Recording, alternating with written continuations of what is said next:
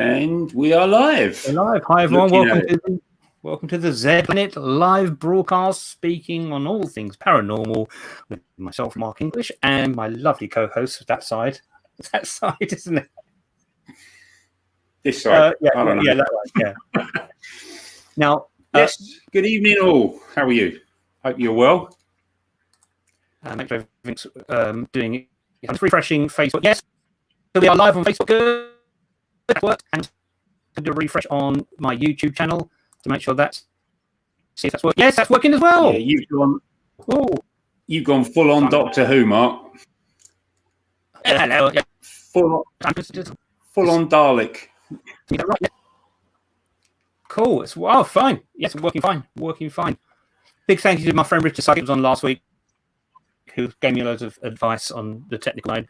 You know, hard thing. I'm a filmmaker. I do know this stuff, but this is all new territory. It is, yeah. You are breaking up though, Mark. Well, with me, I don't know if you're breaking up for everybody else, but you are breaking up for me. Well, the sound is a little bit. Okay. Let me just. But we will get to grips with this technology. Maybe. Yeah. Yeah. Echo cancellation. It was fine last week, wasn't it? Yeah. I could swap over for another. Oh, I don't know. It's right now. Rather crappy mic. I might be knocking the in the cable. Hello, Visage Paranormal. Hi guys, how you doing? Yeah, this is pretty crap. This one. This is cheap. Hi Brett. Hi Nick. Good to see you. Thanks for joining us. Who's right? Okay. 16 yet? Hi, Jamie. Hey, Jamie. Who did you say hello to, Gareth? Brett and Nicola, Visage.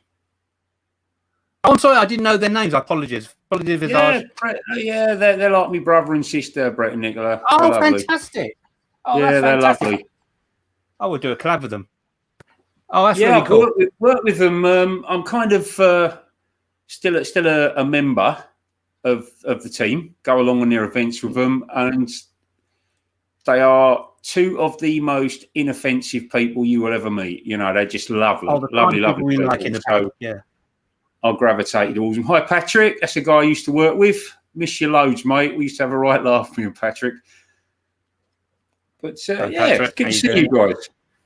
This is our inaugural show. This is Coke, honestly. Inaugural show. Yeah, so it's all worked out quite nicely so far. I've never done a YouTube live, which is the primary one, but we're broadcasting on YouTube and Facebook, which is great. So in this show, we're going to be talking about the paranormal side, which is getting attention, I think, outside of UFOs, is ghost spirits. I'm not going to use the word haunting because I don't like it, but unexplained phenomena within that realm, within sort of ghosts and spirits. I'm going to start off asking Gary. Right. Gary, what's your introduction to the paranormal world and the paranormal field? What fueled you to get an interest in the subject? Well, I've always been a bit weird, as you know. Even from an early age, it was really a case of, is this it? Is this all there is? People are experiencing something, they're seeing something. What's causing it? Is it a case of there is life after death? Is it environmental that's causing these things? Is it psychological that's causing these things? And I wanted an answer. So I used to start collecting, I don't know if you remember the old Unexplained magazines, where there's it sort of covered everything to do with the paranormal, which is ghosts, UFOs, Yetis, Loch Ness Monster, all that kind of stuff. And I was just absolutely hooked with it, fascinated by it. And when I was growing up, the subject of the paranormal was only ever really covered by Arthur C. Clarke's Mysterious World. I don't know if you remember that, with the crystal stars. Yeah. I recorded them on VHS, yeah. And I was absolutely addicted to that. I loved it. And people where I lived kind of got to hear that I was interested in that sort of stuff. So I got asked to go around and see what was going on in the houses. They were experiencing weird stuff, or so they thought. Now, if I went to, let's just say, 100 houses, 99% of the time, it's going to be an airlock in the pipes that's causing the knocking, or there's a bird nesting in the chimney, something like that, you know. But then there was that odd 1% where I was, what the hell is causing that? You know, there's no explanation for that. Now, that doesn't mean that it is supernatural in nature. It just means that I can't figure out what's going on. And that's what keeps you going back and going back. And that's never changed. All these things that are going on in the world that is classed as paranormal, which means there is no scientific explanation for its existence, basically. As I say, UFOs, the Loch Ness Monster, politicians that don't tell lies, that's paranormal. You know, there's no scientific explanation. So that's what keeps me coming back. Now, some of this stuff, people will say, the UFO phenomena, for instance, there's loads and loads of evidence out there. There's a lot. It's a massive conspiracy theory. It's happening. There is evidence for it. Well, full disclosure. Please give us full disclosure, you know. Exactly. And it's the same with ghosts and spirits. People will say they've got loads and loads of evidence to prove its existence. The trouble is, a lot of evidence, and it doesn't matter what you're into the paranormal, whether it's Yetis, Bigfoot, Loch Ness Monster, a lot of the evidence that you will come up with is subjective. And it depends a lot on your own perspective on what you're looking at. Now, we can look at a picture of a so-called spirit and we can come up with loads of different explanations for what that could possibly be. One of them being it could be a ghost. Trouble is, a lot of people, if you are a complete believer, and I say it like that because there is no room for any ambiguity in it, you are going to see every little thing as spirits or ghosts, same as lights in the sky. You're going to see every little light in the sky that's moving as a UFO.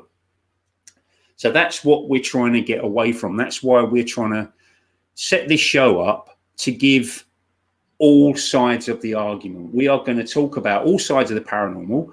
We are going to be open to the possibility that these phenomena do exist. But at the same time, we're also going to try and furnish you guys with all sides of it. We're going to say, right, well, the scientific answer to that could be this. The paranormal answer could be this. So then you've got all sides.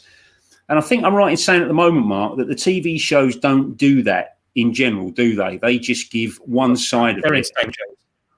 And people that are new to this subject aren't armed with all the possibilities. So they're going along with what they're seeing. All orbs are ghosts. Mist is ghosts, you know, things like that. So we're trying to cut through all the BS and teach you guys a little bit of what we found out during the many years we've been doing it. And hopefully we'll come to conclusions on the way. So how did you get into it then, Mark? Actually, funnily enough, very much the same as you. Unexplained magazine, Arthur C. Clarke, and bizarrely being a Doctor Who fan in the 70s. Well, still am a Doctor Who fan, but but mainly the Arthur C. Clarke. I've always been sort of a little bit outside looking in. There is more. What's that? I live near a racetrack. Oh, do you? It's not actually a racetrack, but it's all the little boy races with their farty exhausts. Oh, going up and down. So, sorry, go on. I'm a bit like you anyway. I came up with sort of the Unexplained magazine, Arthur C. Clarke's Mysterious World, still a classic. Even Cosmos, you know, with Carl Sagan. You know, I'm very much into. I love cosmology. But I've always think. I think a lot of people do think this now. That there's more to this universe and what we see with our three-dimensional reality. I'm very much thinking this reality is not quite what it seems to be. I would have some guests talking about that. So I don't accept that this table, which you can't see me doing, is really, if it's there, but am I really touching it? Is it a universal consciousness, which we call the unified field? And I think that's where ghosts and spirits sort of come into that realm. I'm very much like you. You know, I don't like the word believe, but what else can you say? Because no evidence to support it either way. But I am. If I wasn't, how can I put this? If I wasn't, I'm going to use the word belief. If I wasn't a believer, I wouldn't be interested in the subject. Does that make any sense? With Yeah, wide experiences, I sense a few atmospheres in certain places, which I did yesterday, and I know you have in the past when we've been on investigations. I'm not a psychic. Now people say, "Oh, everyone's psychic." Well, but maybe that is the truth. I don't know, but I'm totally open to all aspects and willing to accept people's stories. But the problem with that is, is if people give you their experiences of a paranormal or encounter with a ghost or a spirit, you can't take that experience away from them, even if it's glaringly obvious it wasn't a ghost or a spirit, but sometimes it could be. Hence, the story I've mentioned quite a few times is Mandy's story. Only a year and a half ago, which I might talk about later on, if she doesn't mind me saying about it.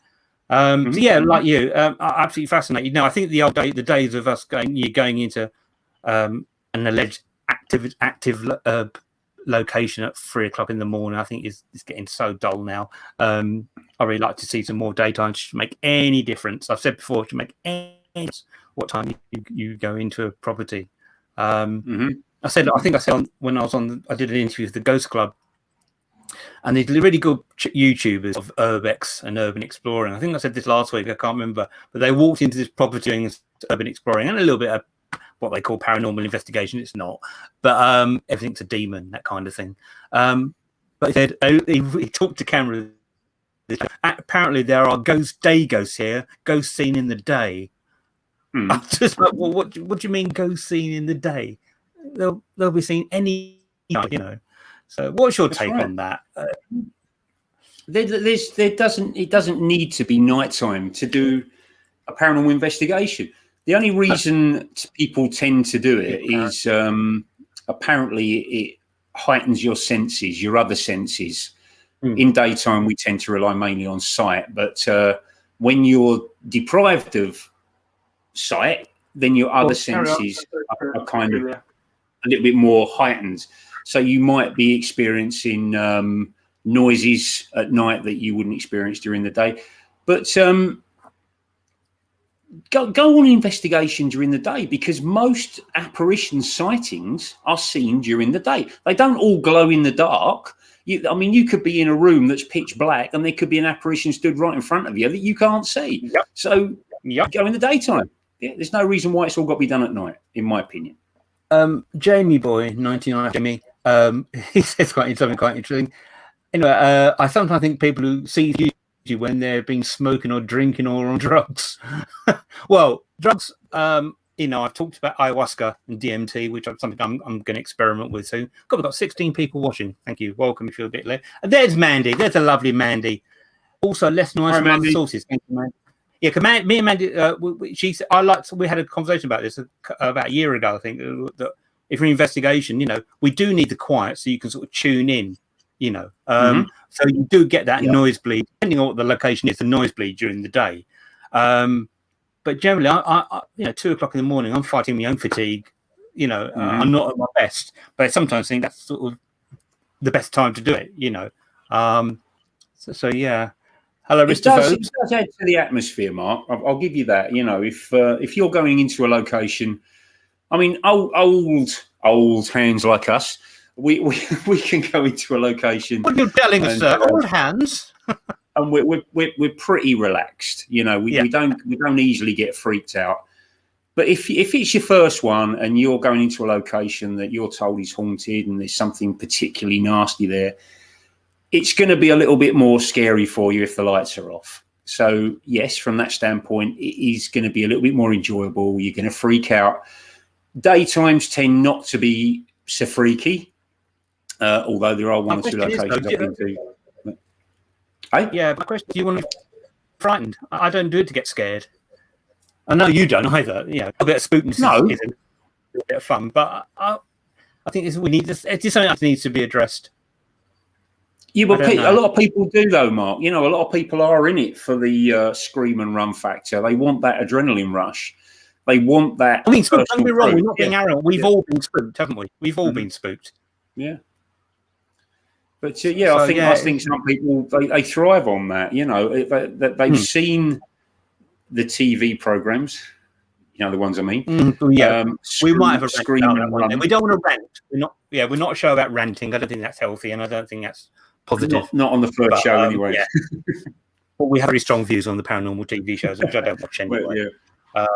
No, definitely not. Yeah. We all get spooked occasionally, don't we? But that's not the reason to do it. And also, I think I said this last week. I think it's, if you believe in spirit and ghosts, which I do. Yeah, I don't even like those terms really. Just higher consciousness.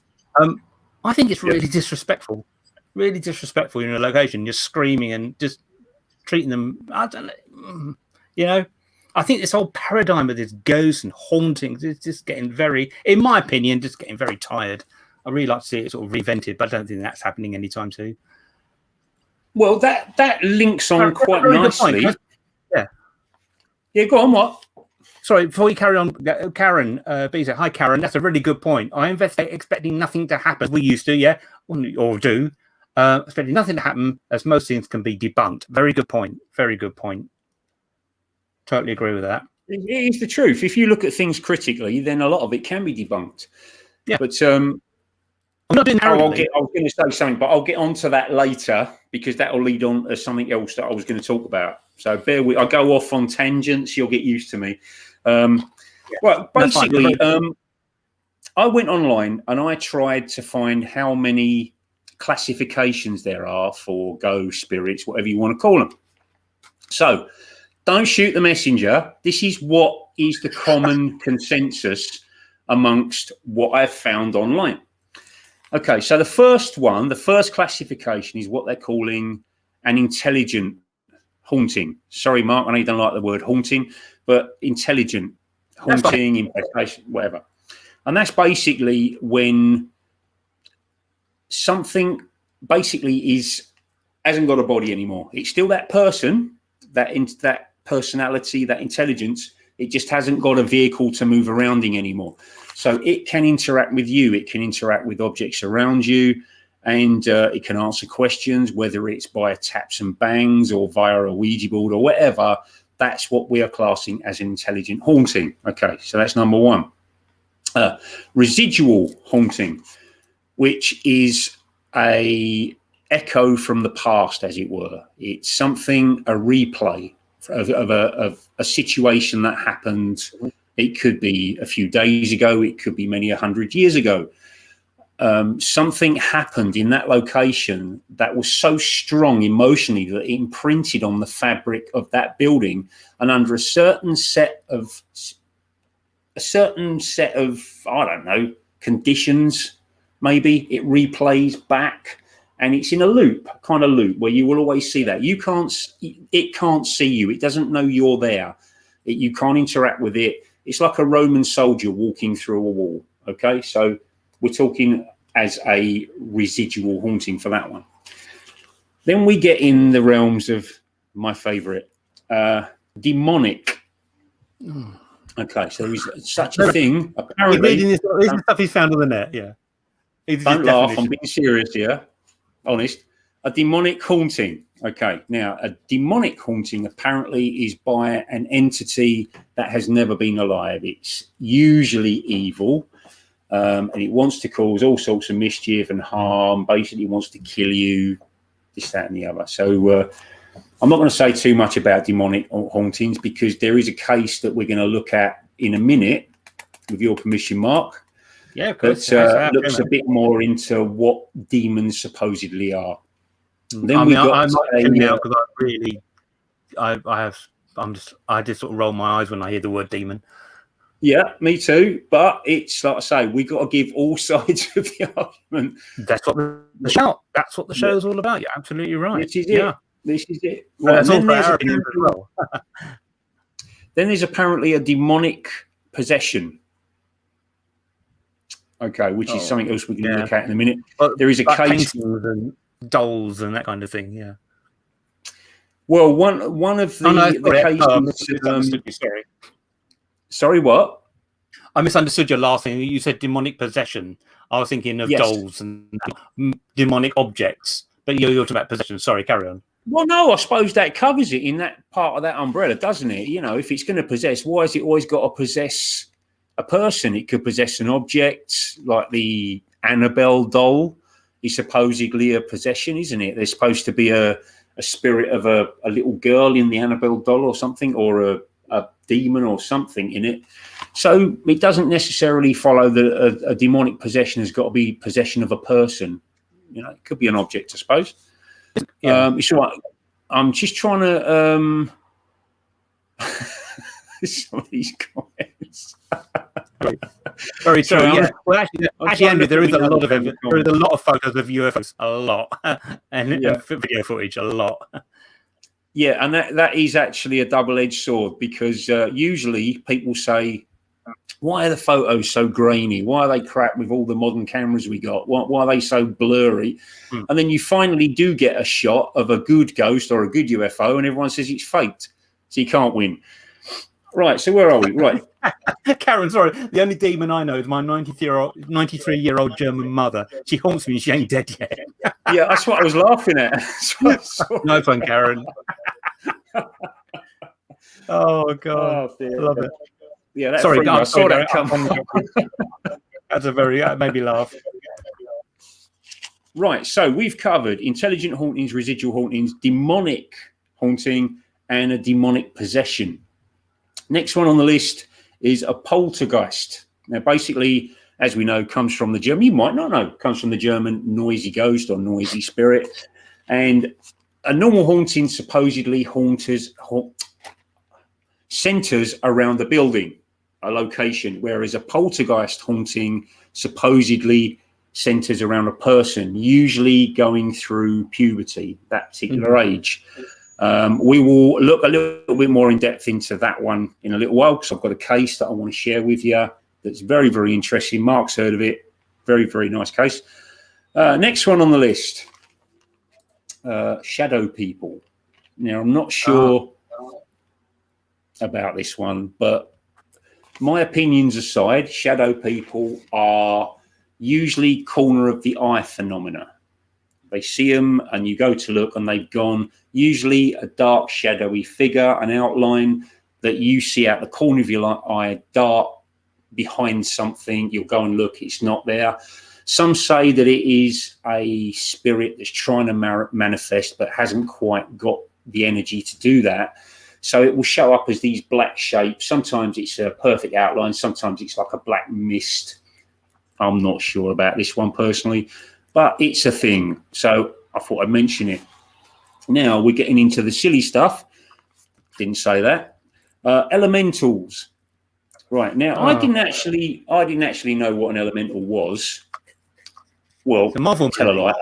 I thought I knew what an elemental was. I thought it was something, an energy conjured up in a location where there's been especially bad feeling in that location. It's like an energy built up of horrible feelings, and it's manifested into this creature, usually a big black dog or something like that. But when I went online, elementals cover, and I quote, jinn, don't mean G-I-N, J-I-N-N, jinn, ghouls, scylla, whatever they are, fairies, pixies, mermaids, unicorns, etc., etc. Guardians of the elements, guardians of the earth, that sort of stuff. So apparently that's what elementals are. Didn't know that. So basically those are the main points of the various types of haunting, spirits, whatever. That is what the main list. If you know of more, if you've heard of more, please tell us, because I'd love to know.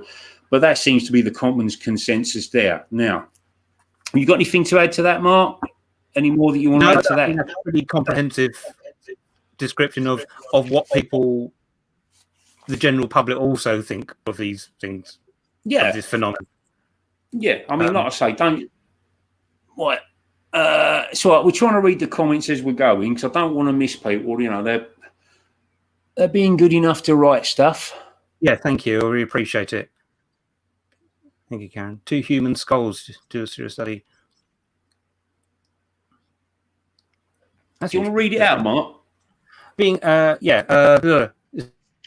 now. As someone who doesn't believe in haunted items, I have 2 human skulls to do a serious study. Nothing has happened in my house. Does it mean they are not haunted or just skeptical stop the supposed haunting. Well, I don't like the word haunt. That's just me. It fascinates me people's reaction to it and being left alone with any human remains. I can understand. I mean, I think I'd be a little bit uncomfortable. My point of view is just I just seem to think differently. I don't know. I don't like the norm of paranormal research. You know, I don't see anything new. I don't see anything groundbreaking. It was 20 years ago when you know, certain TV program came out and changed the landscape, and it was groundbreaking, absolutely groundbreaking. But we haven't. I don't think we've moved on. I don't think we've moved on. Really, at the end of the day, all we have are eyewitness reports and your own experiences. That's it. You know, you're very rarely going to capture anything on camera. Jamie, and that's the problem. There lies the problem, Mark. It's the most unreliable thing out there is eyewitness reports, because they change so much how people perceive something.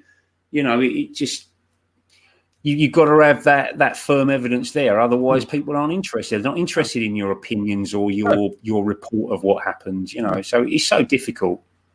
Which words besides haunted would you prefer using, Mark? I like the word active. It's active. You know. Oh, I said active as Wendy came up and said active. That's bizarre. I didn't even see that, Wendy. Hello, darling. You beautiful creature. I didn't see that. I like the active. I think it's everywhere. I think it's everywhere. You know, I said last week, I've got raw psychic friends who see stuff all the time, just walking on the road. They'll see something, you know. Yeah, I don't know. I just find haunted an out-of-date word, personally. It's just my thing, I'm afraid. No, that's I know fair some of the early Spiral Paranormal videos are saying, "Well, this place is really haunted," and this, that, and the other. And I'm thinking, oh, didn't say that in the later videos. But yeah, that's just my thing, you know. Well, to me, any place. I'm going to play devil's advocate for a minute, for want of a better way of putting it. Most of the time, yeah.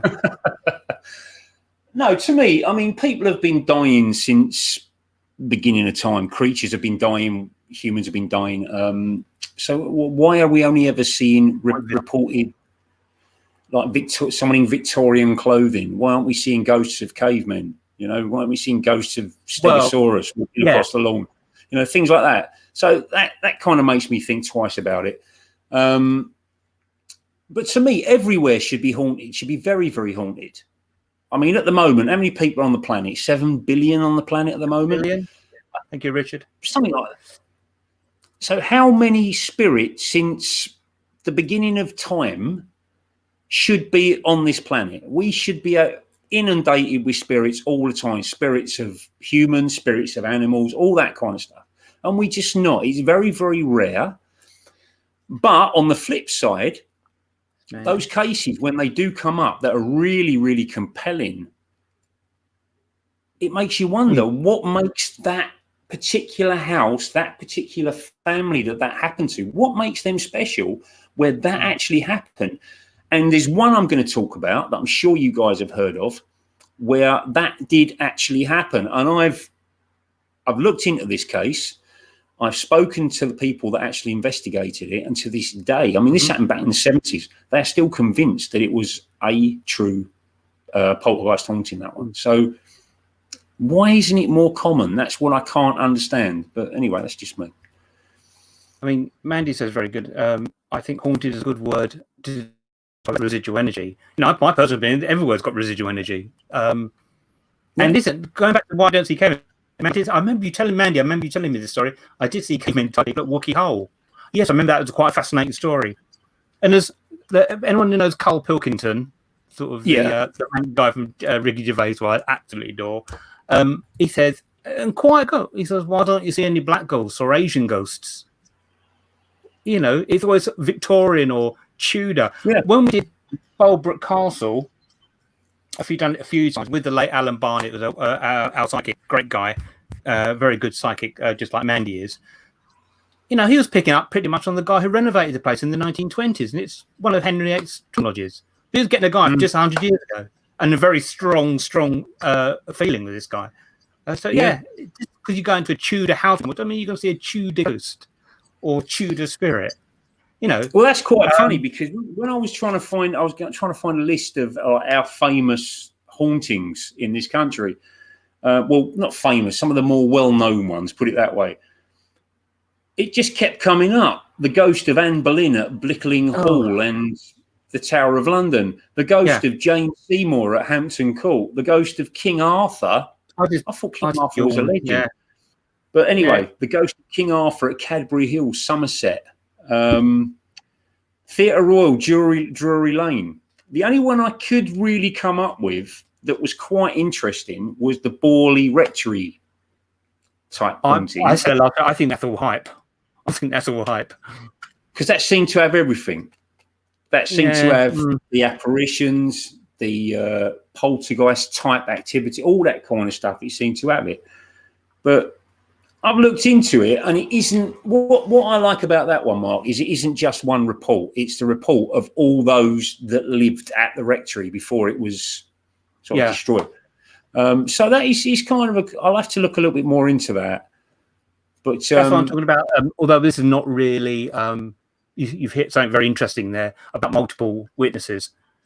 What I like is multiple witnesses at the same time. Hence Mandy's story, the Wiltshire stories, which we will be covering, the Wiltshire phenomena.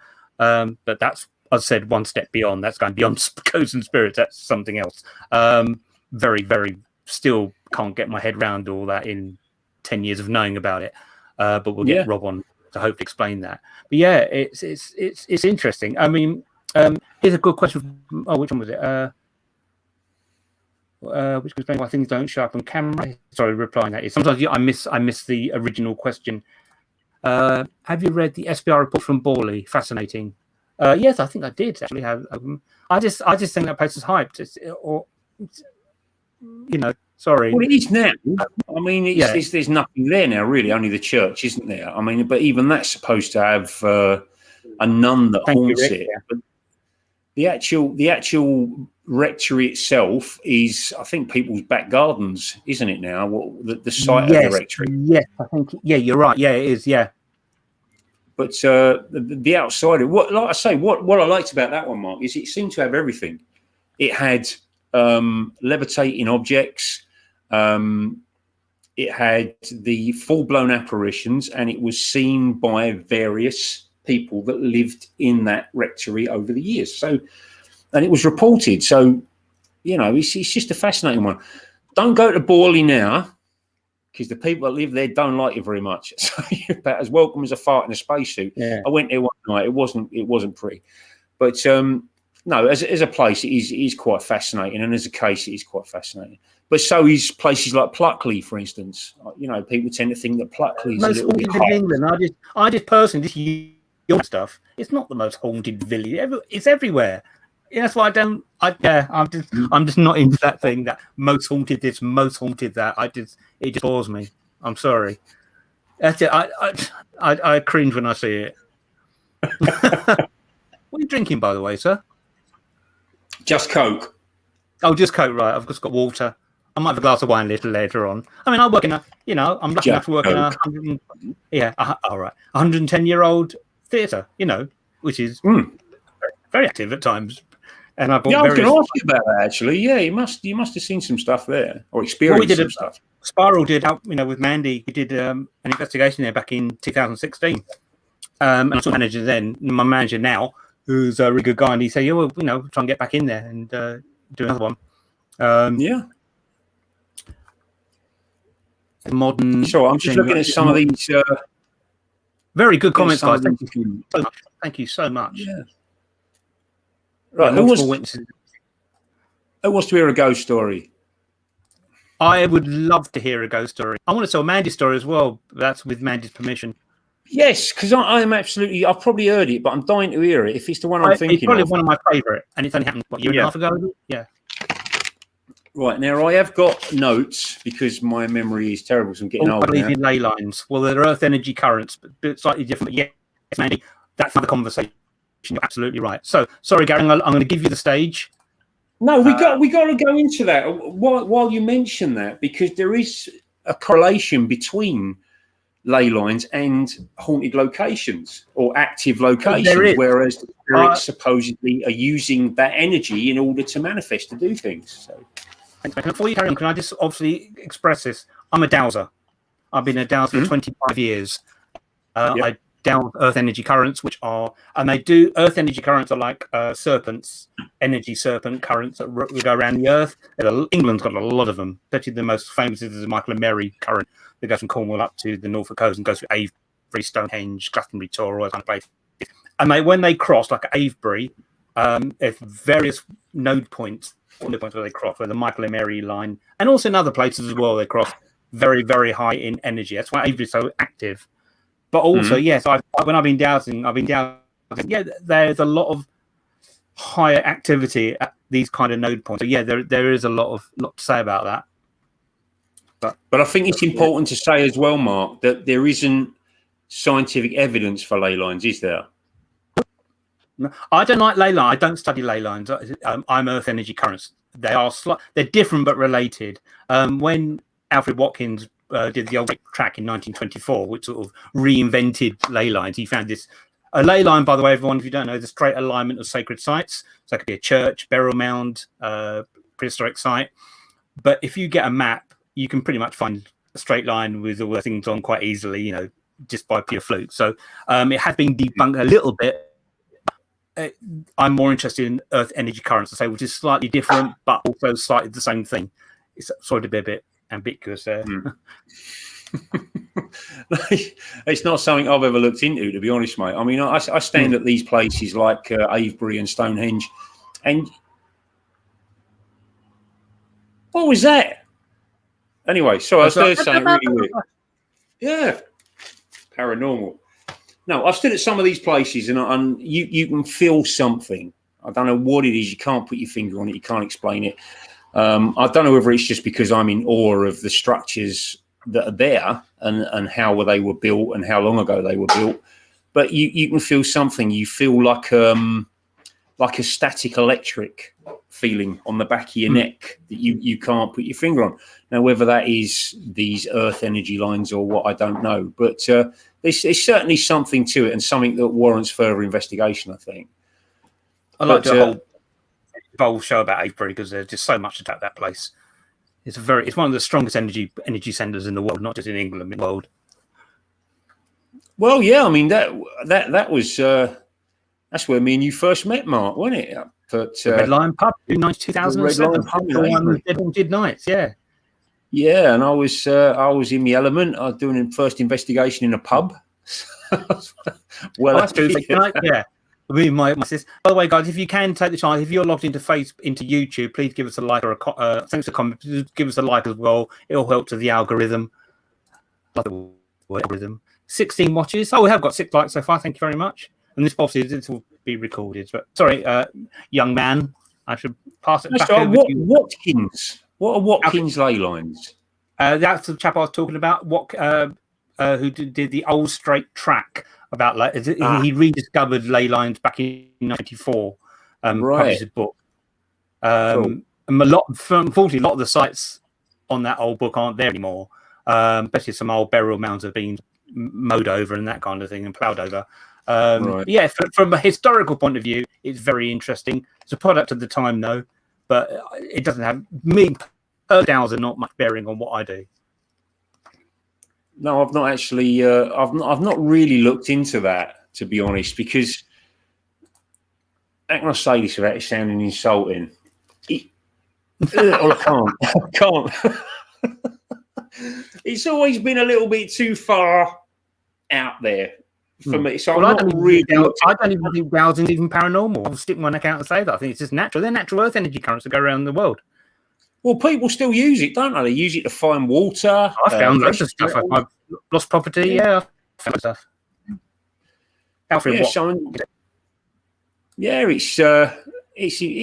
something I should have looked into, really, because I'm always saying, like, don't poo-poo something until you looked into it. But it's just something I've never got around to looking into. So that's something very interesting. Oh God, Gaz, I totally agree with you.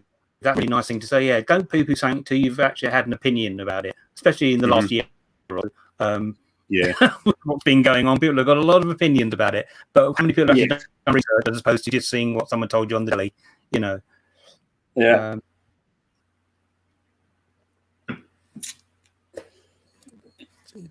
It's all right. We're not. This isn't what we call dead air. We're busy reading the comments. There's so many comments coming up that we don't want to miss out on something somebody said.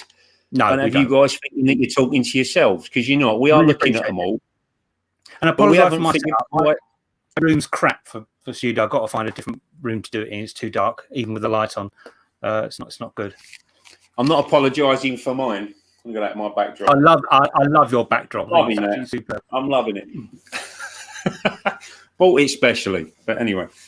Right, the ghost story that I was going to tell you about. Now, you may or may not know this, but I was aware of it, but I hadn't really looked into it. So I looked into it today, and it's a little bit more interesting for many reasons than I initially thought. Now, we all know the film The Exorcist. And before you all roll your eyes, this is the actual story that inspired William Blatty to write the novel. And as we know, The Exorcist, it came out in 1973. It was well ahead of its time back then. I mean, it would be shocking today. Not as shocking, but it would still be shocking today. Oh, God, back then, when it opened in the cinemas, there were people fainting and throwing up and having to be carted out. And visits to the Catholic Church apparently just went off the scale. People hitting the confessionals like there's no tomorrow because they were scared that this sort of stuff was real. It was that convincing. But William Blatty actually got the idea of the film The Exorcist from the novel The Exorcist from a case that happened in 1949. Now, it was actually centered around a young boy, this case, and it was a normalish family. The lad was a typical young lad. He'd never been in trouble, anything like that. And it kind of starts off where really sort of nothing was happening that would make you raise an eyebrow. He used to have his aunt come round and they dig out the Ouija board, which is subject for another show. We'll talk about Ouija boards, and some people love them, some people are terrified of them. But it was something that was kept in the film, actually. Do what, Mark? Some people hate them. Yeah, oh yeah, a lot of people hate them, a lot of people are scared of them. But hopefully we'll talk about that a little bit more. But in the film, I don't know if you can cast your minds back. I'm sure you're not old enough. You'll see that the girl, Reagan, she was in the basement speaking to somebody called Captain Howdy. Well, something similar happened in this case. The young lad's aunt was coming round and they were digging out the Ouija board, and it was kind of like a parlor game for them. Well, the aunt died. Shortly after that happening, things started happening in the house where basically drips from nowhere, a lot of water dripping. They could hear it. They couldn't find a source for it. Objects disappearing and showing up in places where they know they hadn't left it, things like that. Well, it really started kicking off one night where the young lad had just gone to bed and he started shouting for his mum, and the bed actually was shaking with him in it, a bit like in the film. That's where it started, where they first saw this really bad activity in the film. Now, if you was to see, there's a YouTube documentary on this case. You see the bed jumping up and down, a bit like in the film The Exorcist. The bed is absolutely rocking around the room. But when we said earlier that each case, when you look at it, is how it's perceived. If we hear somebody say that the bed was shaking, we expect it to be shaking violently. But if we was actually there, was the bed rocking just a little bit, and it's been blown out of all proportion? So that's what we got to bear in mind when we're looking at these cases. So anyway, that happened. The family was freaking out. Things were sort of escalating. The boy was having these welts come up on his chest that looked like words. Same again. Was these welts self-inflicted? Did they look like words because of pareidolia, things like that? So was more being read into it than was really there. So anyway, a priest got a phone call. They reached out. They were Lutherans, I think they were, their actual religion, and one of their priests came round and said a prayer. But the Lutherans don't really have much to do with this kind of thing. So he suggested finding a Catholic priest, which they did. They reached out to, his name was William Bowder. Now, William Bowder decided to go around and find out, basically, see if he could find out what was going on. He went round to see the boy, and now this is where I get a little bit annoyed at this case, because he convinced himself pretty quickly that it was a demonic possession, and he went straight to the Archbishop to get permission to perform an exorcism. Now, since this case, there has been a revision to the rites of exorcism that is given out by the Vatican Church. You know, they give you this thing, it's usually written in Latin, that they've got to recite, but at the front of it is now a revision that says you must rule out all possibilities of it being a kind of a mental illness. And I think that really was brought about by the Annalise Michel case that happened, I think I've heard of where that, the young girl actually died. She actually died from that one, and the priests were prosecuted for neglect. So there is that. So that kind of annoyed me a little bit, where he's gone to the Archbishop and he's not ruled out this mental illness, which we'll talk about a little bit more in a moment. So he's got permission to do it. So he goes to the house. He takes another priest with him, because the Archbishop said, yeah, you can do the exorcism on one condition, that I get daily reports of what you're doing. So he agreed to that. So this other priest turned up, and they started doing this exorcism, and sort of weird things started happening. They reported that the young lad had superhuman strength. Well, we know now that when you've got mental illness, your strength is increased. I work with people that have that's a fact, isn't it? Yeah, that's true. Mental conditions. They are strong. These people are in their 80s and 90s, and I've seen them rip doors off hinges. So it happens, all right. So this carried on. It slowly grew and grew and grew in intensity. The boy was getting more and more ill, more and more freaked out. They were exercising him on a regular basis. So they decided to take him out of the home and take him to a Catholic-run hospital in St. Louis, where this went on for another few weeks. More and more and more stuff was going on. These welts were appearing even more. And one day, mid-exorcism, he said that he could see St. Michael, and St. Michael spoke through him and told Satan, because apparently it was Satan that was like possessing him, told him to leave. Yeah. It was all over. But that's back in 1949. I mean, now we'll say that conditions like that, everything that he manifested, can be explained away by epileptic seizures in the frontal lobe. Same as the Annalise Michel case. Hers was frontal lobe epilepsy, and it was how many people would have been? Sorry, how many people would have made the mistake? Sorry, how many people would have made the mistake in before epilepsy was diagnosed and discovered in the past, when they think it was someone being possessed? And what could have happened to those people? It's quite tragic to think of, really. Sorry to interrupt. Exactly. You there. Which brings me on to my next thing that really boils my right. This is still going on. Yeah. This is still going on. Yeah. And people are people. These well-meaning people, by the way. I mean, there are some unscrupulous people that are making a fortune out of it. But these well-meaning people that are reporting this, and they're going first and foremost to their local paranormal group, who quickly determined that, all right, I don't want to pick on a country in particular, but it doesn't happen so much in this country. It happens a lot in the States, especially in the Bible Belt, where it's blamed really quickly on demons and things like that.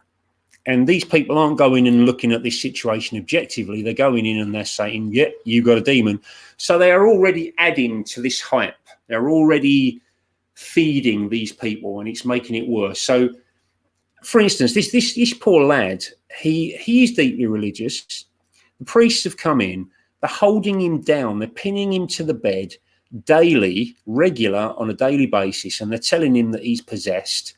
So he's going to believe it. The same happened to Annalise Michel. They're pinning her to the bed. She's not taking her medication for her epilepsy. She's not eating. She's not drinking. She's slamming herself up against walls.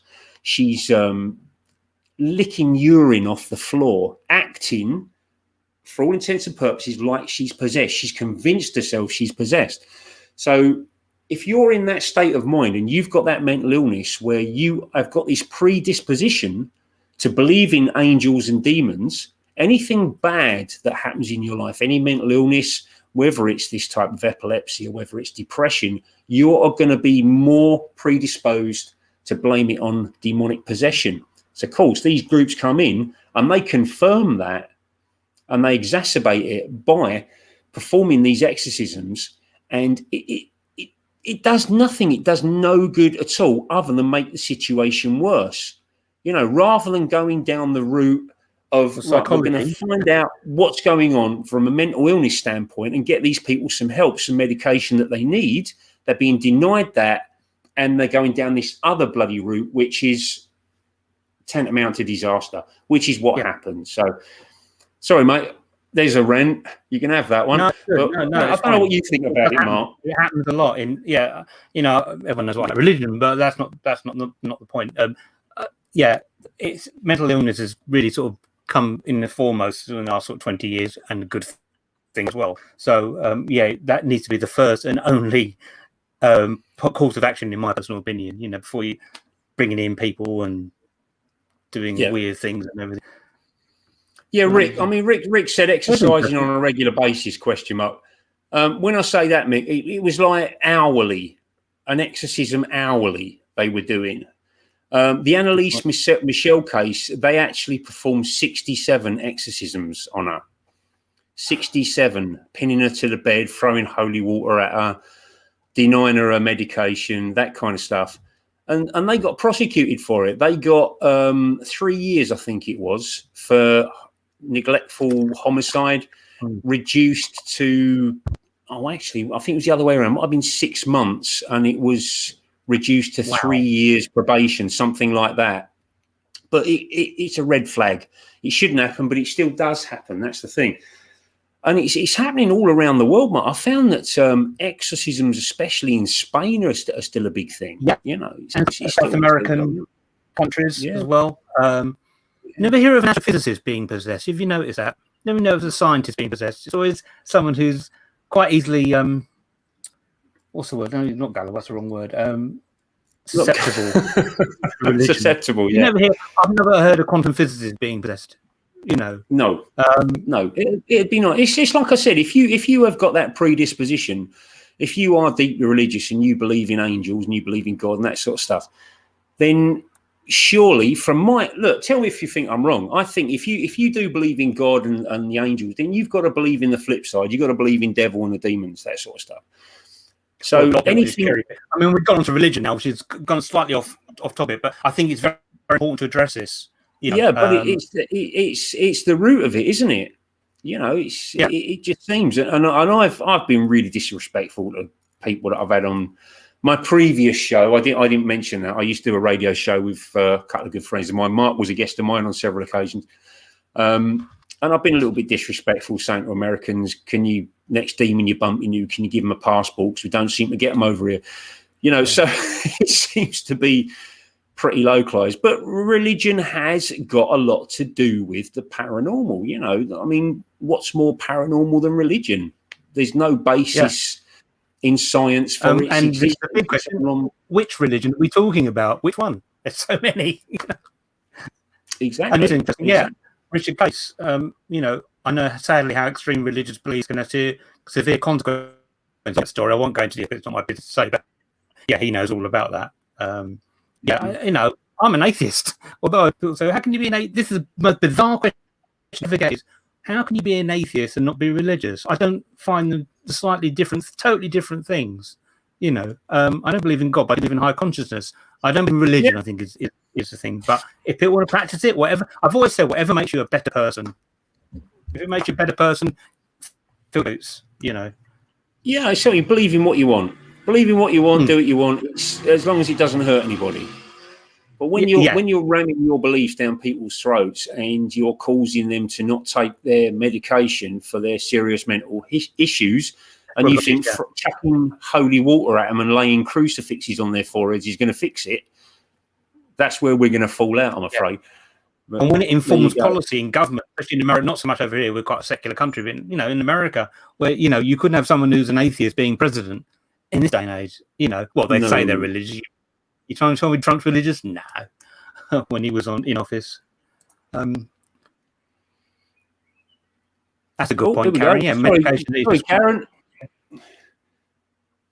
Go on, read it out, Mark. It's a very good Karen here. I'll read it out. Also, medication that is prescribed can cause paranormal sightings. Last year, whilst just leaving hospital, I was on a high dose of morphine. Oh my gosh! And tramadol. I saw shadow figures, dogs walking past my hospital bed, and most worrying was going to two close friends were having an affair. I wonder how many are on secret medication. It's a good point. Very, very good point. Which is why I would like to do.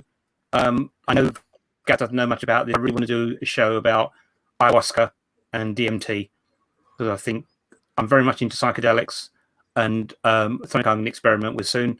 I'll keep that quiet if I were you. No, but I wouldn't be in this country. You can go to Brazil, go to South America. Yeah, it's not a drug; it's a plant medicine. Big difference. Oh, the old peyote. Is it peyote? Is that the mushrooms? That's ayahuasca. Oh, that might be. Yeah. I'm interesting. That's a whole other conversation. Really is. Yeah. Thank you, Andrew. See, you've also got the psychological thing where what's it called? Hypnagogic and hypnopompic states. Try saying that after a few glasses of wine, sir. Easy for me to say, isn't it? No, it's that half awake, half asleep state. You know that state where your brain has woken up but your body hasn't, and you're falling asleep. It's the same sort of thing. That's what they say about that 3 o'clock morning. And now I'm backtracking what I say about nighttime investigation. So sorry. And like I said last week, a lot of people meditate between 3 and 5 in the morning because that is a really interesting time in views of vibes and vibrations and frequency. How many times have you been in a bad dream and you kind of think you're awake and you're trying to move to fight off whatever it is that's come to get you, and you can't move, you can't scream, you can't do anything. Horrible. You're in that paralyzed state, and they're saying that a lot of sightings of ghosts, spirits, alien abduction can be attributed to this hypnagogic, hypnopompic state. So another thing to take into consideration, maybe. Yeah, sleep paralysis can happen. Yeah, and it's blamed for is it incubus and succubus? You know that. I always think of the ancient Ramin when I hear that. One of the most. Well, they're sitting on your chest. We ever had. Yeah. That sleep paralysis state is can be blamed for that sort of thing. So there's a lot of things that I think. Wouldn't it be nice to be furnished with every bit of information, Mark? You know, like psychological, scientific. Where will be the quest? Yeah, much as I want to know, where will be the quest? I think a lot of by finding sort of your higher consciousness and connecting to maybe spirit world as well, it seems to be through sort of deep meditation. You know, if you want to do it, as opposed to going out into a haunted castle, much as we love that. I said the word haunted, but yeah, meditation is very, very, very interesting. It's very hard for a lot of people, especially in this day and age, because there's so much going on all the time. You know. Yeah, you can't. I can't switch off and do it, mate. I can't. It's a discipline. It is hard. It's bloody hard, but I've managed to do it, and I can sort of zone out quite easily. I'm trying to do it at work now, which is hard when I've got very loud technicians. I can't even read a book. I read a book, my mind wanders, and I think I've got to go back and read that page again because I've thought about something else completely different. Yeah, it's just... That's happened to the best of us, guys. That's happened to the best of us. I'm going to tell if. Did you want to add any more to that, guys? I'll quickly tell. We don't go on for too long, so I don't keep hold of your precious time, everyone. No, I thought we've covered that's a lot of demonic possession. Loads of different ones out there, but that's probably one of the most lesser known, well-known ones, if you want. You know what I mean? So I've covered that. The only other thing I really wanted to talk about was the poltergeist hauntings. But we can do that after. Is there something else you want to talk about now? I was going to give a little tour of Mandy's story. But yeah, crack on, mate. No, it's not the only show we're talking about ghosts, everyone. We'll be talking probably this subject along with UFOs quite a lot. There's so much to cover. So much to cover. No, you crack on. I'll give the floor to you, mate. All right. This is a story from my friend Mandy, who's in our Spiral Paranormal team. Which me and Gaz have been talking about this. We might be restarting that up again, as a different format. But I do miss doing that. Actually, as a filmmaker as well. Mandy, who's a very good raw psychic. I don't know if she's still in or putting the kids to bed. I won't tell where she works or nothing like that. I'm not giving the location away, but it's in Surrey. And she was at work. It's a preschool, and bringing in the kids at 9 o'clock in the morning. Her and a co-worker. And as they're letting the kids in the building, she looked over. A co-worker looked over and saw a guy. I think it was in a tweed jacket. Walk down the corridor, turn, and walk through a door, which was closed. Mandy, being the smart person that she is, didn't say, "Wow, what was that?" Did she turn to her friend? Obviously, she's used to seeing things, but turned to her friend and said, "What did you just see?" So we got an instant reaction. Oh, here's Mandy now. So I'm talking about your story, Mandy. And Mandy will correct me if I get anything wrong, but she took her friend straight away and said, "What did you just see?" And explained exactly the same thing. When they were letting the kids out for lunchtime, about 12 o'clock, you're at work. You're not thinking about this sort of thing. So the same guy again, doing the same thing, walking in at the same time. I find that quite interesting. They happen to appear twice in the same time, seen by two people at two different times. I think that's really interesting. Really interesting. I'm here. The fact that it was Mandy that saw it. Now, if you guys that don't know Mandy, she's not prone to coming up with stories like this. No. She doesn't. She there's no BS with Mandy. So no professional mediumship, raw. Really credible. Really credible. Yeah. So no, it's fascinating. I'd love you to come on and say about that one day, Mandy. So tell us a bit more about it. Yeah, Mandy, come on the show, which I've talked about. We'll get you on, Mandy. It'll be really interesting. But yeah, I think one of my favourite stories when I remember you text me or messaged me straight. Literally, I think that afternoon, and I was like, what? Fascinating, absolutely fascinating. Yeah. See, I love that. I've never been to ghosts, so You haven't? No. You've never seen anything, Mark? No, I've experienced things. That's different, but I've not seen it. Have I seen anything untoward? Yeah, maybe. UFOs. I've seen 2 UFOs, which I spoke about last week. I've seen a ghost now. And how many investigations?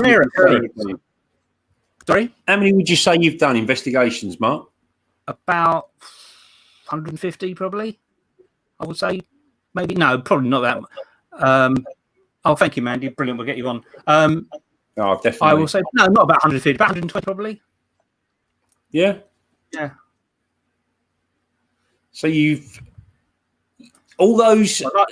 I'm playing devil's advocate again because I love causing trouble, as you know. That's what I normally do with people. All those investigations you've been on, all those haunted locations, supposedly haunted locations, and you've never seen anything. Does that not cause you to think, what the hell am I bothering for? This is obviously a load of old crap. Why am I bothering? No.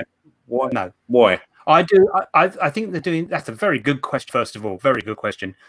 No, because I know that when we've got some interesting stuff going on, especially on the public events, it's like time's up, 45 minutes. Come on, get into the next room. Go to the next location. You're right. You got in the cellar now, and it's like we've got things going here. I do it because I like being in. I love history, and I love being in historic buildings. If you've got a good psychic with you, I like being with a good psychic. Always find that very interesting. But no, I'm not. I don't go in there, as Karen said earlier on. I'm not expecting anything. So if something does happen, rock on, you know. But no, I know going in, I'm not going to see ghosts. It's such a rare occurrence. It really is. What about yourself? We must have had this conversation over the years.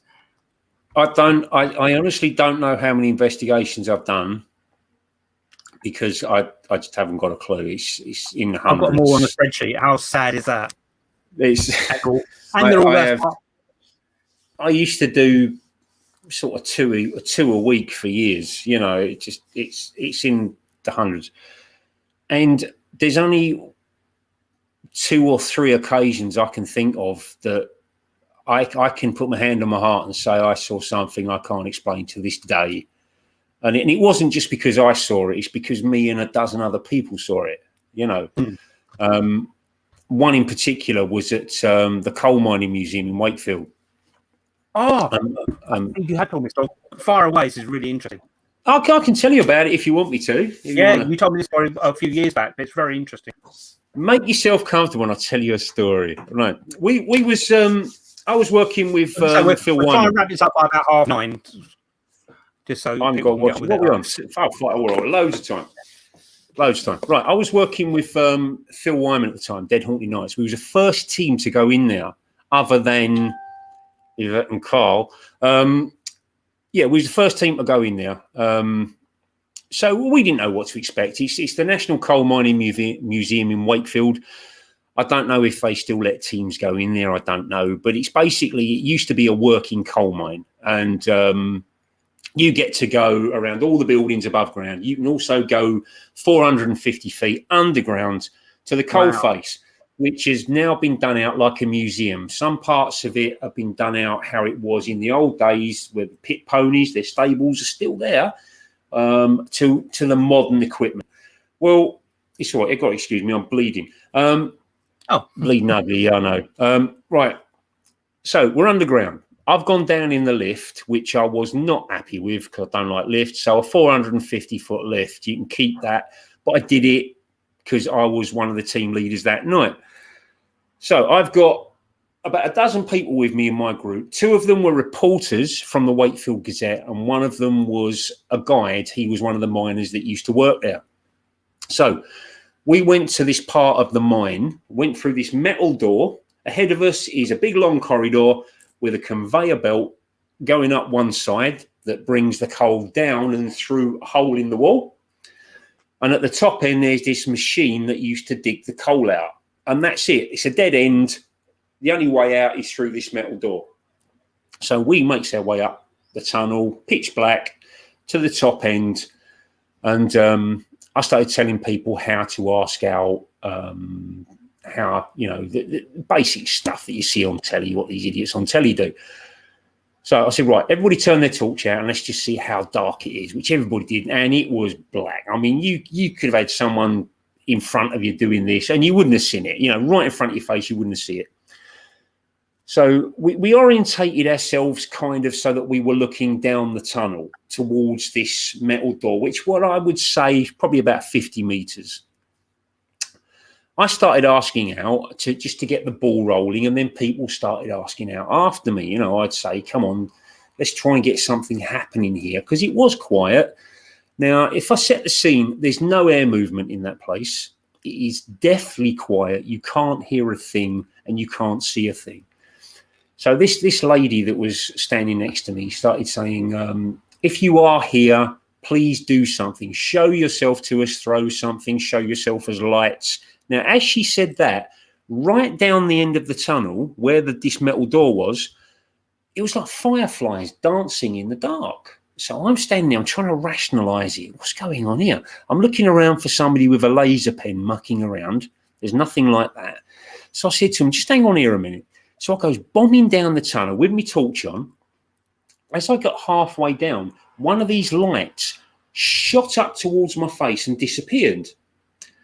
And I'm standing, I'm like, this doesn't happen. This sort of thing just doesn't happen. I've done hundreds of investigations. Nothing like this has ever happened before.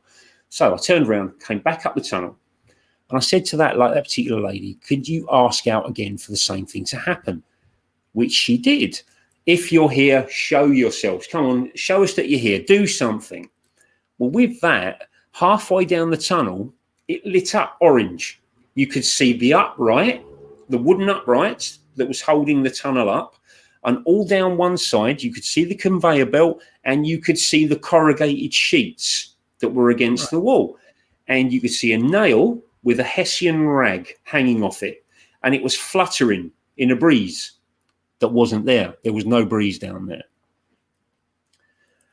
So I'm looking round and I'm like, something's not right here. Somebody's mucking around. Well, as I thought that, a head came through the wall to look at us. A head and a beard, shot back, come out again, and then went like that and went back in. Well, that was it. Off I went, down this tunnel, hopped over the conveyor belt, and I'm pulling at this corrugated sheeting because I've got the ump because somebody's mucking around. Somebody's playing with us here, and we don't do that. We never did that. It was, we're not Scooby-Doo. We were there to give people a snapshot of what a proper paranormal investigation was about. So we're not having people mucking around and having them waste their money and question the way we did things. Well, all this sheeting was bolted to the wall. There was no way it could be pulled back or pushed or anything like that. So I turned my torch on and I beckoned for the others to come down. And I said, right, could you please tell me what you saw, if you saw anything? They all said they saw the same thing. A head came through with a beard. The miner that used to work there said that every piece of corrugated sheeting that's down that wall has got solid rock behind it, except that one piece that was used to cover up a track where they used to ferry equipment to and fro back in the day when it was open. And that was the piece where that head was actually seen. So I can't rationalise that. I can't rationalise that to this day.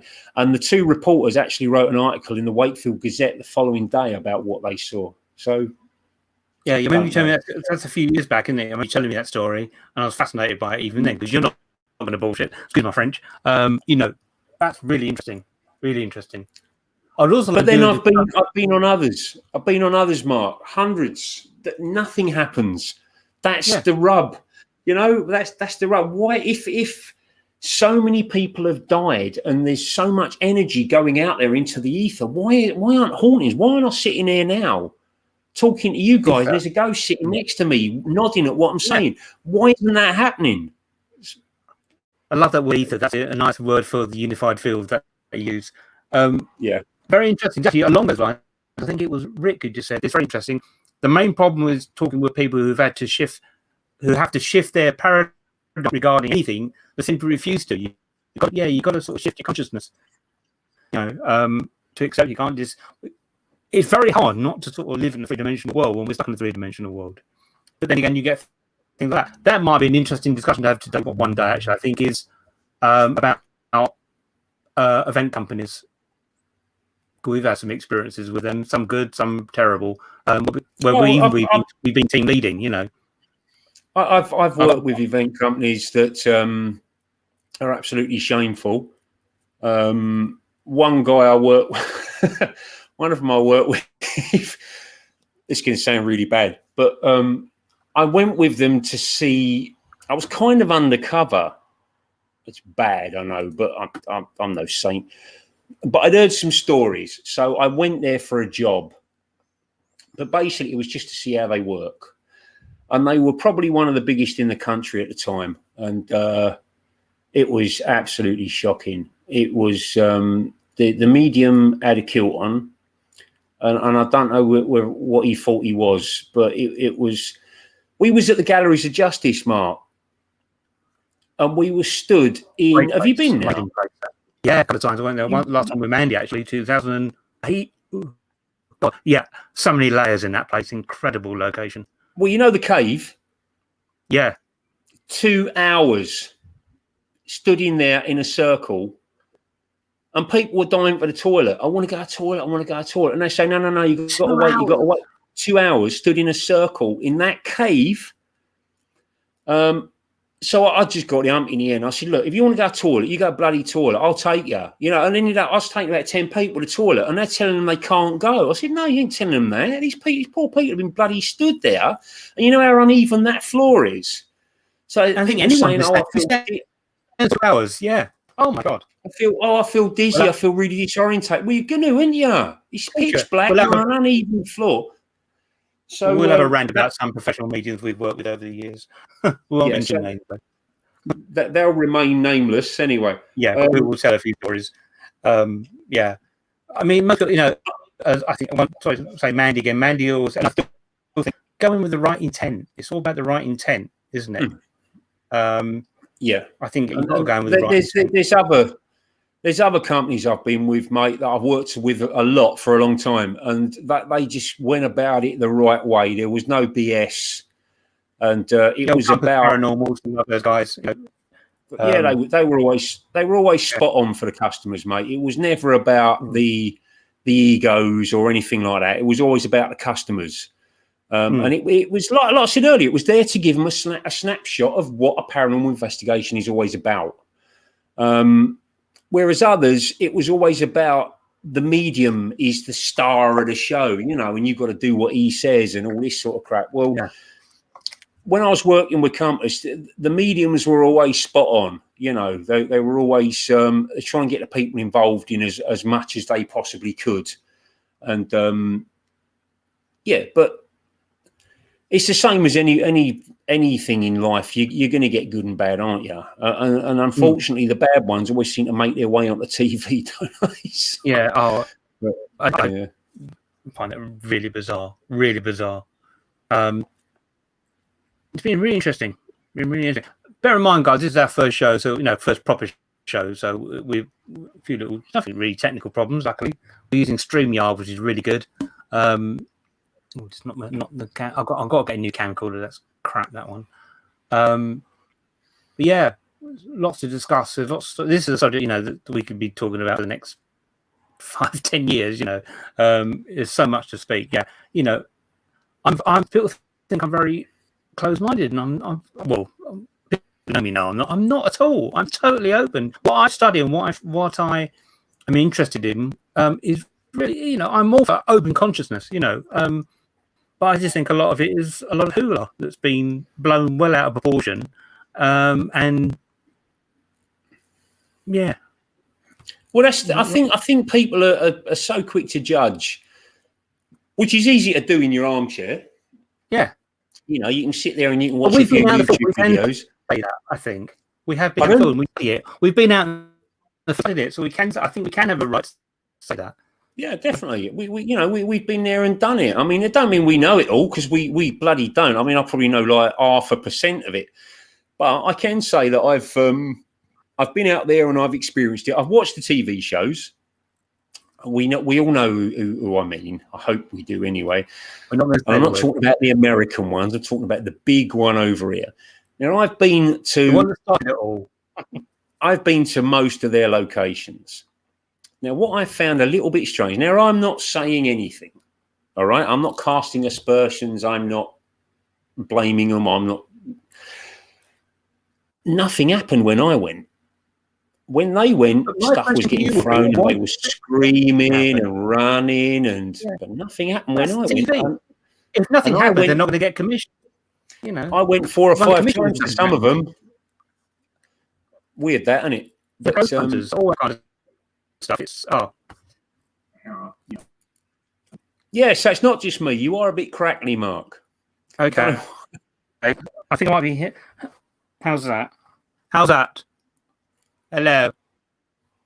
No, still a bit crackly. I don't know why tonight, mate. You wasn't on that other test show, was you?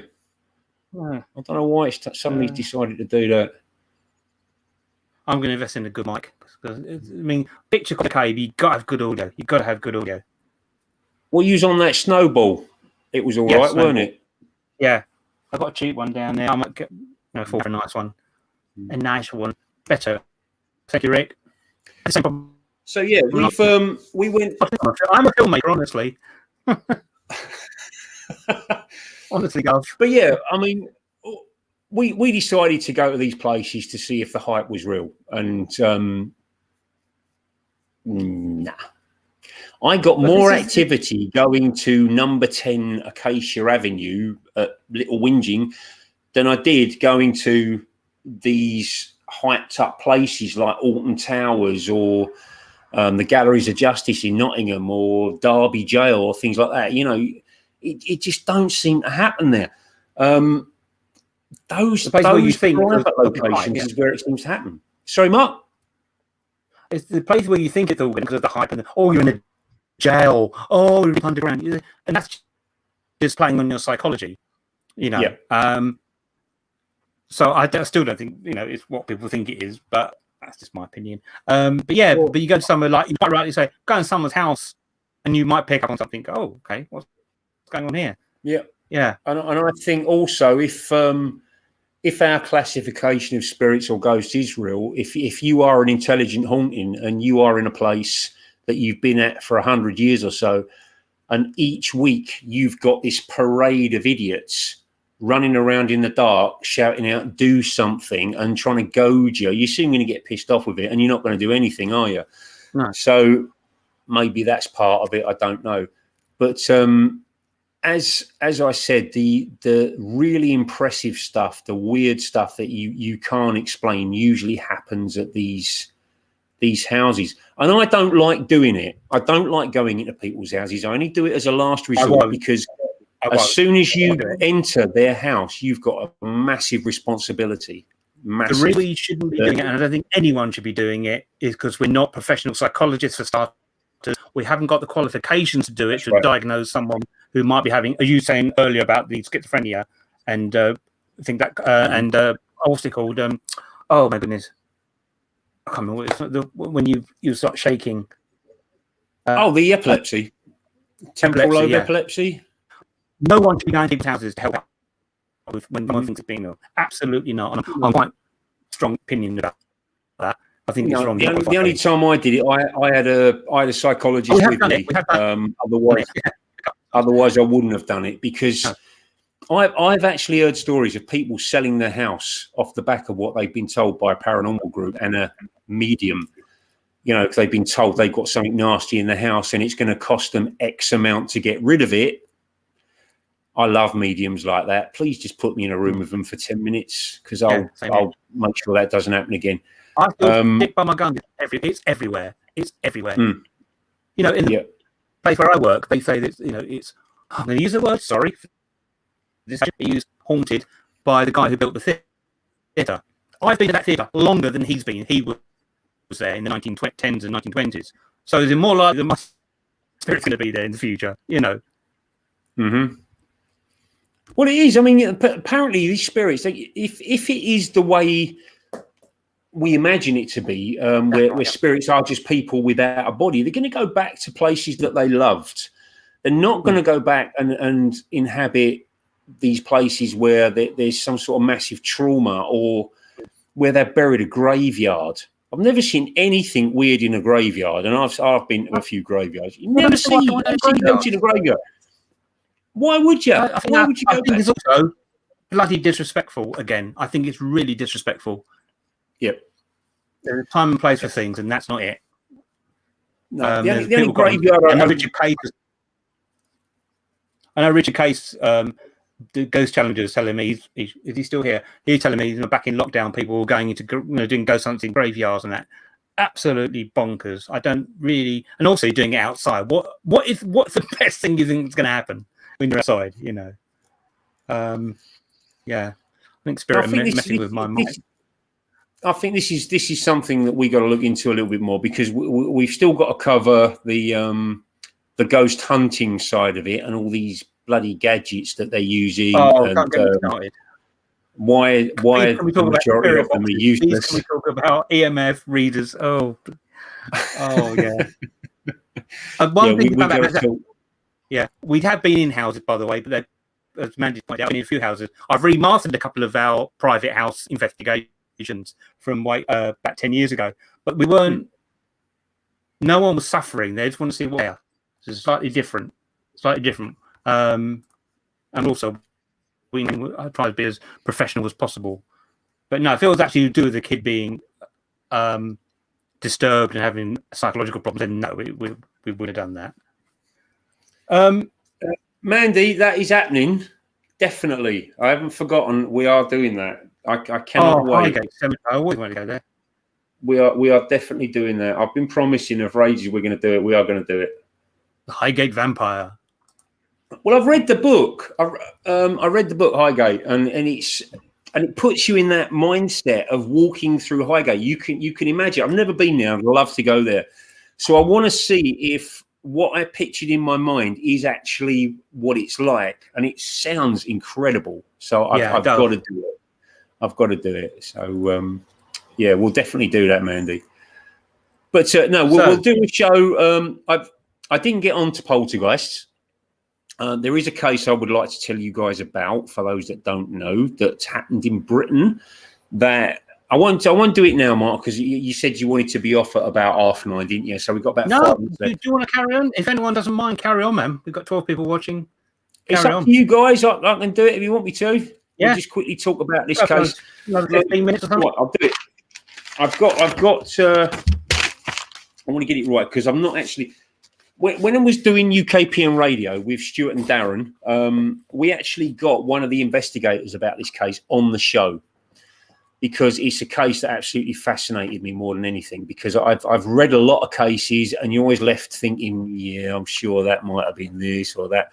Well, this case I got no answer for, because it was looked into so deeply by so many learned people at the time. And I am talking, of course, about the Enfield poltergeist case for you that don't know. Now, this happened back in... See a light come on then? Yes, I did. Paranormal. No, this happened back in 1977. Now, what I find fascinating about this case is when I spoke to Guy Playfair, one of the investigators, I asked him, and this was only it don't seem that long ago. It's probably 5 or 6 years ago. I said to him, knowing what you know now, Guy, was that a poltergeist? And he said, absolutely. Now, if you speak to Guy Playfair, he's very, very posh, very, very intelligent, and he's written lots and lots of books, and he's been going very, very long time. And he swears, days that was a poltergeist. Now, as I say, we're talking 1977. Now, what makes this case particularly unusual is the fact that most poltergeist hauntings tend to go on for only a very, very relatively short amount of time, whereas a haunting that we would know as a haunting can go on many hundreds of years. Poltergeist hauntings tend to last only a few months. And they also seem to be centered around a person, usually a person, female, going through puberty. And that's what happened in this case. A family in Green Street in Enfield in London. Now, I'm not going to give you the house number. The house number is available online, but I'm not going to make it easy for you. If you want to go and you want to sit outside the house and bug the poor people that live there now, that have never had anything happen in their house, that's up to you guys. Please don't do that. But I'll tell you as much as this. It was Green Street in Enfield in London, 1977. Now, back then, this whole sort of subject was a bit taboo. You didn't talk about it. People had their own experiences, but it wasn't really mainstream. So that made this a particularly more interesting case, the fact that it was so public. And this made, I'm talking front page headlines on the Daily Mail newspaper. Daily Mail, yeah. The Daily Mail as well, was it? Yeah, I think so, yeah. I know the guys... I know the reporters from the Daily Mirror were definitely there. I didn't know about the Daily Mail, but you might be right. So anyway, picture the scene. Peggy Hodgson has got 4 children, impoverished family, very, very impoverished family. 4 children. She's a single parent, and she lives in Green Street in Enfield. And this particular night, same as many other nights, she's put the kids to bed. And as kids do, there's a bit of a ruckus coming from upstairs. So she goes storming into the bedroom, into the girls' room, Margaret and I can't remember her, Janet. She's only the main person in the story. Janet, I told you I need my notes. Yeah, she's gone in Margaret and Janet's room. And they're shouting and screaming. The bed's shaking. Well, she goes to move towards the bed, and this chest of drawers shot in front of her. Well, as you do, she crapped herself, grabbed the kids, ran next door to Vic Nottingham's house. Well, Vic Nottingham didn't have a clue what to do, so he phoned the police. The police turned up, and they actually took a statement. They went round to the house. They couldn't see anything wrong. They took a statement, and while they were taking the statement, one WPC actually saw a chair slide across the floor. I think it levitated slightly, moved across the floor and set itself down. And she actually unusually wrote a report to that effect, that she had witnessed that, which, you know, I'll take my hat off to her. That would have left her open to a lot of ridicule and criticism back then, but she swears that's what she saw. Basically, they said there's nothing we can do. You know, it's not a police matter. So all they really could do, you know, they decided to phone the newspapers, the Daily Mirror, to get some reporters around. Oh, turned up. Nothing happened there. You know, they tried everything. Nothing was happening. Who cut out? You did. I cut out. A couple of seconds. Yeah. Oh, cool. It's all right. I'm only waffling anyway. These reporters turned up. Very little happens. Just as they were leaving, one of the guys that was still in the house collecting equipment said, "Quick, it's starting." And apparently a load of Lego bricks that were on the carpet lifted up, were flying around the room, and one of them shot and hit one of the reporters in the eye, causing a mark that lasted a few days. They all attested to this. They all wrote a statement that this actually happened, and nobody was mucking around, apparently. Well, I don't know how exactly it happened, but the SPR, Society for Psychical Research, got to hear about it. I don't know whether the Daily Mail contacted them, but I'm sure it's in the book. I'll have to read it again. But they actually assigned a guy called Maurice Grosse. Now, Maurice Grosse. Oh, lucky Maurice Grosse, yeah. Maurice Grosse, handlebar moustache, great guy, bright red type jag, you know, very. And he actually convinced a guy called Guy Playfair to get involved in the case. They turned up, expecting it to be one of these type of cases that was very ambiguous and not a lot going on. Well, from the get-go, it kicked off, and they've actually got on. There's a lot of taped evidence for this one, actually, Mark. Not as much as you'd think, because when the Daily Mail were there and they had their recording equipment, cameras and tape recorders, it would always malfunction. Batteries that were fully charged would go flat in an instant and things like that. So they got very, very little footage. There's a lot of audio from Maurice Grosse and Guy Playfair. Yes, I've heard some of that. The knocks and bangs, and Janet, this disembodied voice that would come through her like a gruff. And it's really creepy, really creepy. Which skeptics amongst you might actually, if you do some research, there's something that you can do called plica ventricularis, where you can make yourself go like this gruff voice, which is what she was doing. I'm an actor. But the experts say that you can't do that for more than a couple of minutes before you lose your voice. Well, Janet was doing it for hours on end. And she said it was the spirit of a guy called Bill, who had died in the chair downstairs from a brain hemorrhage. And he was talking through her. Well, they confirmed that a guy had died in that house downstairs in the chair from a brain hemorrhage. Is that something that Janet had heard on the local grapevine beforehand and decided to play up to it? We don't know. But it wasn't what you would call a classic poltergeist haunting. Usually that's things getting thrown about, you know, noises, bangs, taps, that sort of thing. This, I know I said it, the Daily Mail, I said it wrong, didn't I? But it is a Daily Mail. This case had kind of everything. It had the apparitions. A lollipop lady that was outside the house actually saw Janet flying around the bedroom. She could see it up. She was looking up, and she saw her flying around the bedroom. They tried to give Janet drugs that would sort of calm her down and let her have a night's sleep, you know, enough to drop a rhino, in their words, and it didn't work. They found her asleep on the top of the wardrobe. How the hell did she get on top of the wardrobe? She couldn't have climbed up there.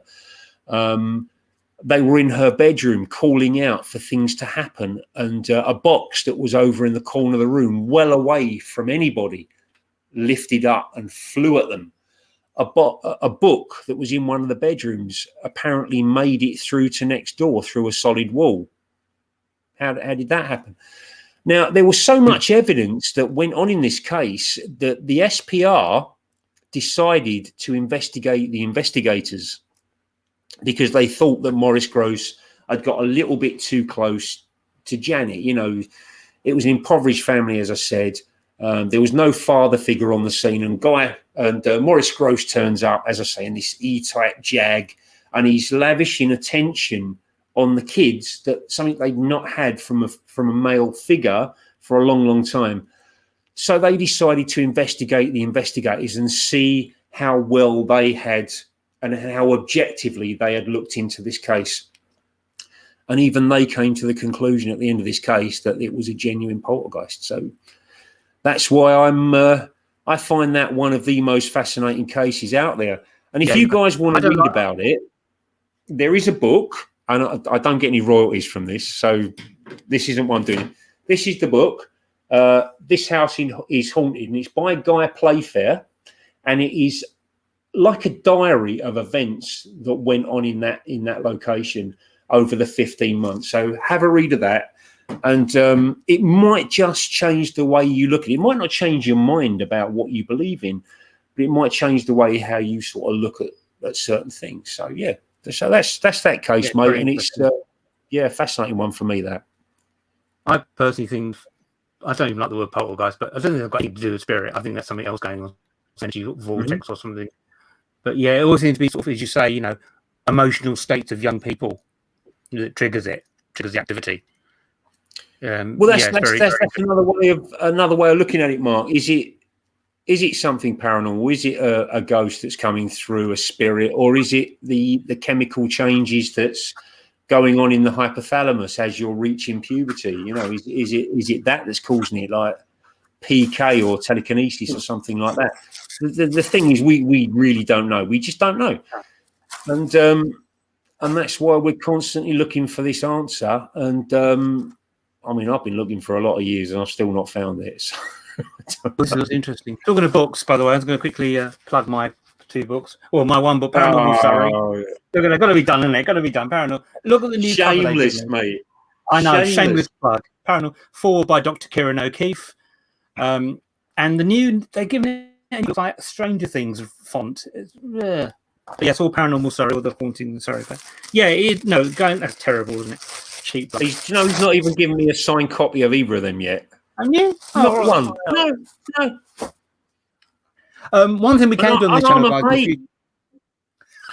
Sorry, I'll sort you out. We will be playing videos on this, by the way. We can do videos on this stream, so we'll start having a few videos in. And I think we'll start once we get a momentum going. We'll start inviting guests on. But yes, Marion's at the book launch, which was 10 years ago. My God, 10 years ago. Wow. How time flies. No, we'll get to grips with this technology because it is a new platform we're using. So there is a lot more that we can do with it. So basically, it'll be myself or Mark saying about a particular piece of footage or something like that, and the screen will go dark, and all of a sudden, this piece of footage will pop up. You'll be able to see exactly what we're talking about, and give your opinions on it as well. That's something we've just got to get to grips with because we are not particularly technologically minded. So I think it's a bit of a Mark's better than I am. My answer is to hit it with a hammer when it goes wrong, and that's served me quite well. But yeah, I think we'll get there with it, won't we, Mark? I think so. Yeah. I mean, I'm just looking to see if we can.